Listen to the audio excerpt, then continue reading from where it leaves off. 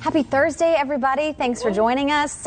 This morning, we've been talking about, I can't believe it, the 5-year anniversary of Hurricane Florence. 5 years ago at this time of the year, it was a much different story. That it was about a week prior to this point that we were looking at Florence, because Florence had the potential of moving into the Carolinas. It was a powerful Category 4 at one point. It weakened to a Category 1, but then Florence slowed down, as we've seen for so many systems. And when a tropical system like that slows down, then you're talking about the flooding. It was one of the storms that came off the coast of Africa, which quite often the most intense hurricanes move from Africa. And here you go, this video. Just a monster storm that made landfall. It was really impacted the Carolinas tremendously, especially North Carolina. Chris and I were here. It seemed like we were here days covering this. Yeah, I was on nights then, and you guys were working mornings and nights and doubles, and you had your cot out back. No cot. The cot was on the floor right I was about to say, right in the weather center. Oh my goodness. Okay, obviously, guys, I wasn't here for this, but this video is just flooding was amazing. About 30 inches of rain, if you can imagine that. And this is actually the most rain that's ever come from a tropical system in the history of the Carolinas. And this isn't just the coast. That it was as far west as Ludington. Yes. And we had, oh my goodness, it was an absolute historic flooding. And highways were underwater. And a lot of the highways, Interstate 95 had to be closed down. Completely shut down. Right there at Lumberton because so much rain. Yeah, highways are closed down. Impact. Every school was canceled. All the colleges, most of the colleges in North Carolina had to cancel classes because it came very much inland. Didn't make it to Charlotte, but as you were saying, over towards areas around Wadesboro, Rockingham, and all the way to the Carolina coastline. How does this compare when you look back out of all your years here? I mean, I know earlier this morning you talked about Hugo. Well, you think about Hurricane Floyd, 1999, Matthew in 2016, obviously Hurricane Hugo. Then if you want to go really historically, Hurricane Hazel. But yeah, it's one of those. And this was more than just a wind. It was the amount of rainfall that we got. That's what we're covering. And Chris, you mentioned something that I had never seen before.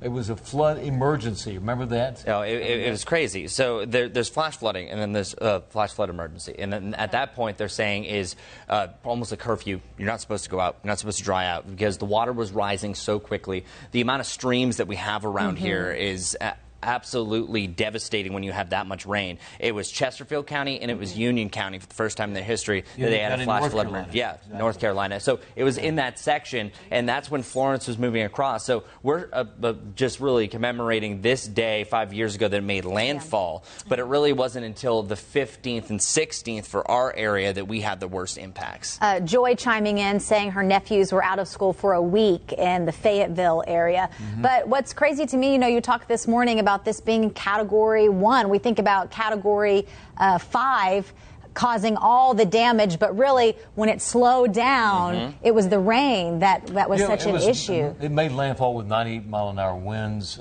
strong Category 1, but it was the amount of rainfall. Let's take a look. This is a picture from the International Space Station. We go to Weather 2. Oh, wow, it's a monster. That is a look at the eye. It's a huge eye, about a 95-mile wide eye of the storm. So this, and covered so much area, it almost covered, if you could think of that, putting that down in the state of North Carolina, the entire state.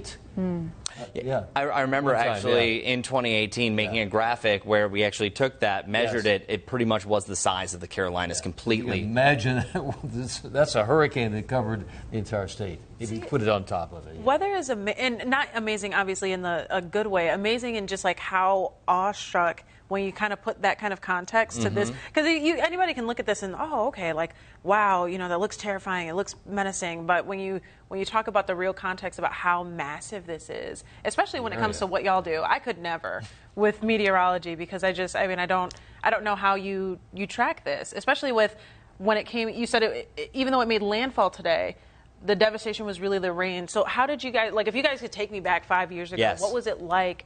What were you doing? Like, well, I think for us, I mean, we were covering what was going on somewhere else. We were Yeah. not covering what's happening here, which was good for us. I mean, Yeah. it wasn't like a devastating situation here. We were covering what was happening. We had reporters all over eastern North Yep. Carolina that were right in the middle of this. So, I believe it. you know, we had the advantage of having reporters on the scene giving us, almost play-by-play what was going on at that time. I would say it was probably about 5 days out that we kind of hit the ground running, that we were on 12-hour shifts because we realized the magnitude of the situation. But speaking freely about Charlotte, it really wasn't until the last day that we realized this thing isn't going to be like a Hugo that it's in and out.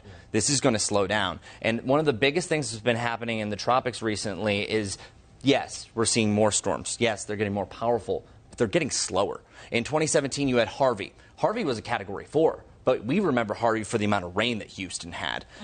Dorian, for example, Hurricane Dorian 2019 was a monster, but it sat in place for 14 hours over the Bahamas. And then meanwhile, in between that, you had Florence that slowed down a snail's pace. Larry, I think at one point it was moving less than 5 miles per hour for several hours. And compare that to Hurricane Hugo. When Hurricane Hugo got to Charlotte, September 22nd, 1989, it was moving at about 20 to 25 to 30 miles per hour moving. That's fast. That's very fast. And so that moved through, and that was not rain, that was wind. The damage from Hugo was all wind. Florence was the amount of rain. It was 30 inches of rainfall over where parts does of it the go? state. Like, that's... It just takes a long. Well, that's why they had to close the schools down, and the flood. It was a flood emergency because it had nowhere to go. Right. So it just built up, inch after inch after inch, and it took like weeks for that to finally clear out. And some areas, realistically, we're still repairing some of the infrastructure from the roads for years.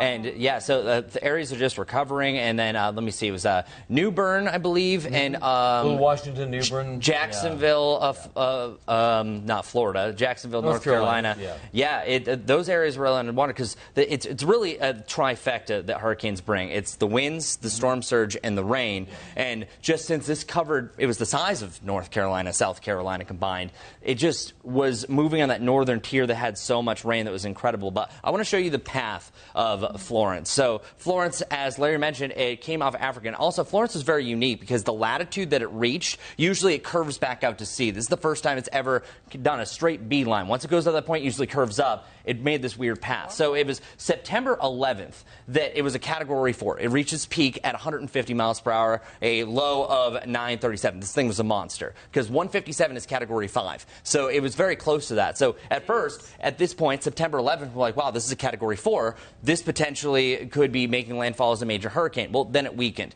It made landfall on September 14th, but this is the perspective I want to put it in. Notice September 14th, it makes landfall. September 17th, it's around Richmond, Virginia. So look at that little path. It dove down to the south. The heaviest rain was to the north. That's why we had such bad flooding through the parts of Chesterfield County over to Union County, because it just dragged across the state. You don't see a hurricane moving like that, moving inland and then going southwest and then going north again. That just doesn't happen. How does that kind of situation get created? I know for a lot of us that don't understand wind patterns and those kind of things on the sciencey end.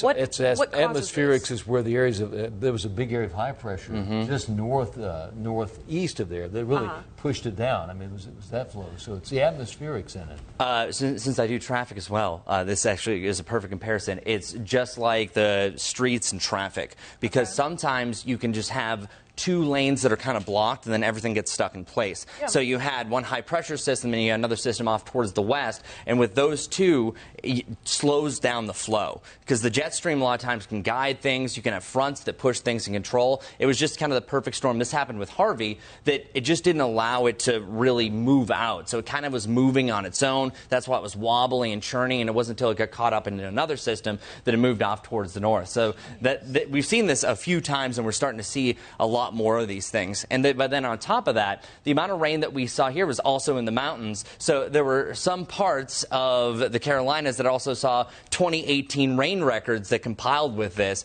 over 100 inches of rain. Now, that didn't happen all at once, but also in the North Carolinas, the costliest hurricanes, you can see this perspective. Look where Florence ranks compared to all the rest. Actually, the total on Florence was actually $24 billion. $24 billion? Okay. $24 billion. Admittedly, I last updated updated this in 2019. Yeah. No, so they reassessed it. It's taken all these years, but total damage. Wow. Okay.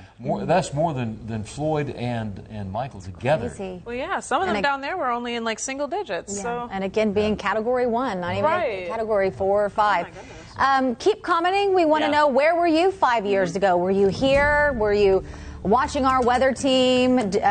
People have beach houses. It was a crazy time. So let us know where you were. And of course, we'll see you back here tomorrow on Wake Up Charlotte to Go and back on air at 11:30.